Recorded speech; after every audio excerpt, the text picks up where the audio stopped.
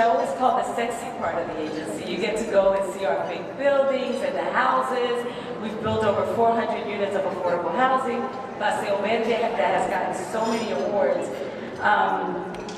And I'm going to talk a lot about those things, but what comes to mind for me this year, I'm like, how do I talk about all the things that we do without sounding like we're really showing off and like we're too big, like we don't need you, because we do. All this money is more of a pass-through, right? People think we're so big.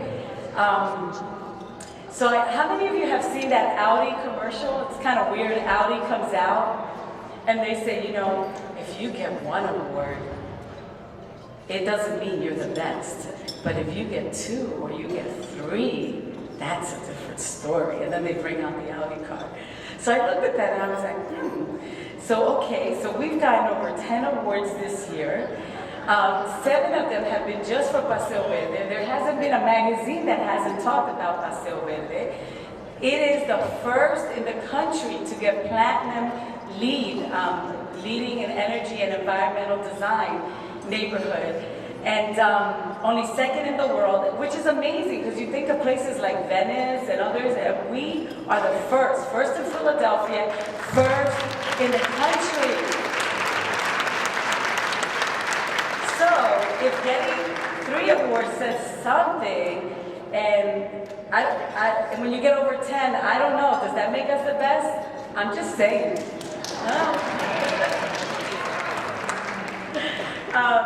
So anyway, this year we wanted to award, we were hard pressed. One of the things that the staff was, you know, every year we just do one. We're never going to get to the people that have really helped us to move this agency forward, because you can't do it alone. Never you can do it alone. It's a lot of collaboration, it's a lot of work. Paseo Verde was 21 people that finance it, just that alone. It takes a lot of people, it really does take a village. So this year we wanted to recognize some of the people that have helped us. And I'm going to start with Ambrose because she told me that she was pressed for time, had to get somewhere else. What an amazing, amazing woman. We wanted to recognize her because she was at DHS, she the commissioner of DHS, and she was our funder, so it kind of would look a little kooky if I did that while she was the commissioner and our funder. So this year, we asked her, she's with the Casey Foundation right now, but she was in a very critical time at DHS, when Philadelphia was probably at its lowest. I mean, at its lowest. Many of you heard what happened with the little girl that starved to death, the Danella Kelly case. And it was just horrible. It just did not look good for us anywhere in the country. And in the middle of all this, Michael Nutter recruited Ann Ambrose, and she came and ran DHS. And she came up with this, she did her study, and she came up with this community umbrella agency concept. And it's 2 years or 1.5, 2 years running now. And it is just, the whole purpose of it was to increase outcome for children. Not only did she implement it, it's a really good program. There's 10 KUAs right now throughout the city, and we're all increasing outcomes for children. David Fair is here with me today. He used to be a board member, but he left us to go to Turning Point, and he also has a KUA. And I don't know if there's any other KUAs here, but it's a program that is really helping children. She came up with that and got a United Nations award, and we were like number 47 or 27. I know we were a really high number. And that was from the United Nations, who recognized little Philadelphia over here, who was at the bottom of the bottom, as one of the best programs for increasing outcome for children. So I'm very honored. I can't say enough about her. She left us to go with the Casey Foundation family, but I know she'll be doing great things for many other cities throughout the country. So Ann, with that, I am very proud to give you our community coordinator. So would you come up?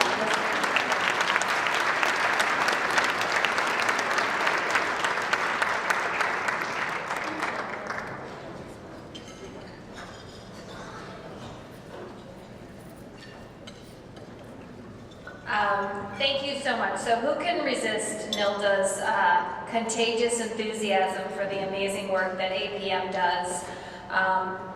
Her vision and the vision of the staff who work for APM, the vision of the board of APM, was the reason that they were awarded one of the first community umbrella agencies for DHS's Improving Outcomes for Children.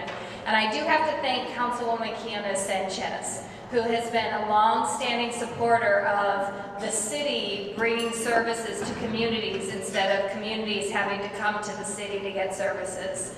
And she's been an amazing sort of trailblazer in so many of those efforts, not just with Improving Outcomes for Children, but with the co-location of services for children who are sexually abused in her district. She's just been a real trailblazer for us.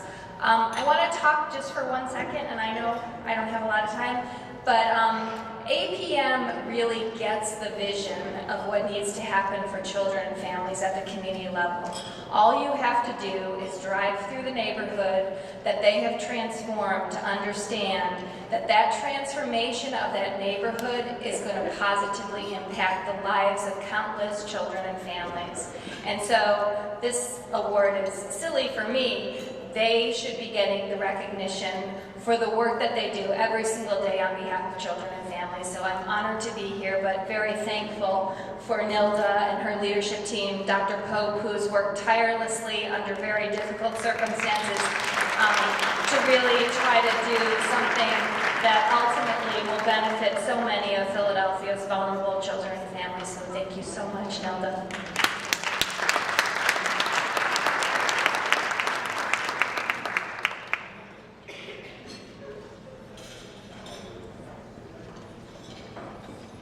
I'm going to ask our Vice President of Community and Economic Development, Rose Gray, to come up and help me with this next one.